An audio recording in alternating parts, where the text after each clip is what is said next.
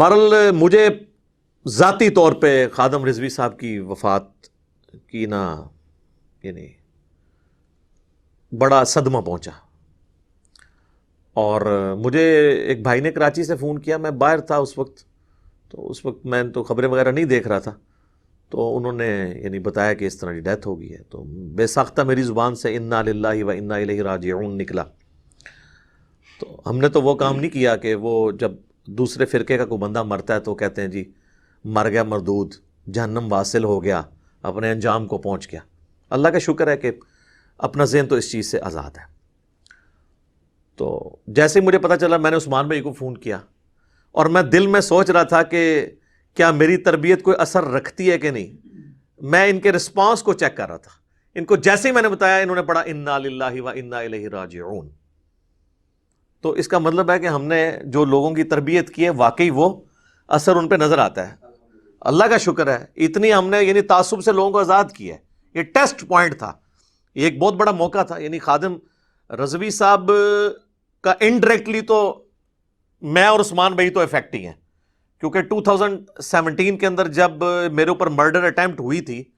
تو وہ انہی کی جماعت سے تعلق رکھنے والا بندہ تھا جس نے میرے اوپر مرڈر اٹیمپٹ کی تھی، اور عثمان بھائی اور میں دونوں افیکٹ ہی، ہم دو ہی یہاں پہ موجود تھے اس وقت۔ تو بہرحال اللہ تعالیٰ نے حفاظت کی، اور یہ میں پہلی دفعہ آن ایئر اس کو یعنی ڈسکس کر رہا ہوں، اس لیے نہیں کہ وہ فوت ہو چکے ہیں، ان کی زندگی میں مجھے کوئی ڈر تھا ان سے، اس لیے کہ میں نے پہلی بات کی کہ وہ اپنے آپ کو منسوب کرتا تھا، اور بعد میں ہم نے اسے معاف بھی کر دیا، کوئی پیسے سے نہیں لیے، بالکل معاف کر دیا۔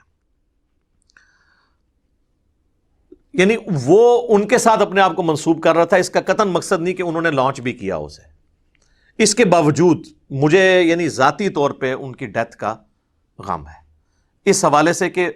پاکستان کے ماحول کے اندر جہاں پر چند نام نہاد لبرل قسم کے لوگ،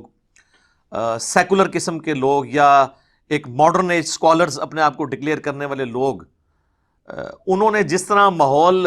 ریلیجن کے پوائنٹ آف ویو سے خراب کیا ہوا تھا، اس میں خادم رضوی صاحب ایک ڈیٹرنس تھے ان لوگوں کے اوپر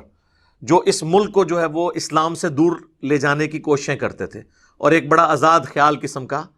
اسلام پیش کرنے کی کوشش کرتے تھے۔ اس میں خادم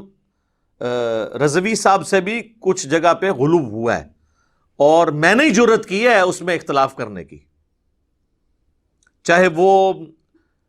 پشاور کورٹ کے اندر وہ انسیڈنٹ ہوا تھا جو گستاخ رسول والا، اس پہ میں نے کاؤنٹر نیریٹو دیا تھا کہ ایکسٹرا جوڈیشل ایکٹیویٹی اسلام میں، چاہے توہین مذہب کے نام پہ ہو، توہین عدالت کے نام کے اوپر ہو،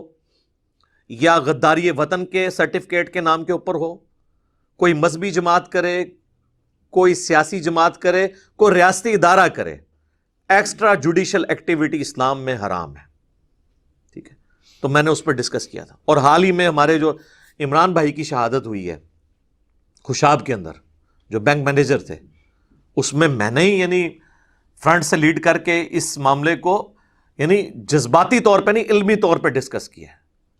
باقی تو علماء کے تو بیانات بھی آئے ہیں، تو وہ مطلب وہ روٹ کاز انالیسز نہیں کر رہے ہیں، وہ بھی سوشل میڈیا کے اوپر اگر ہنگامہ کھڑا نہ ہوتا تو انہوں نے پھر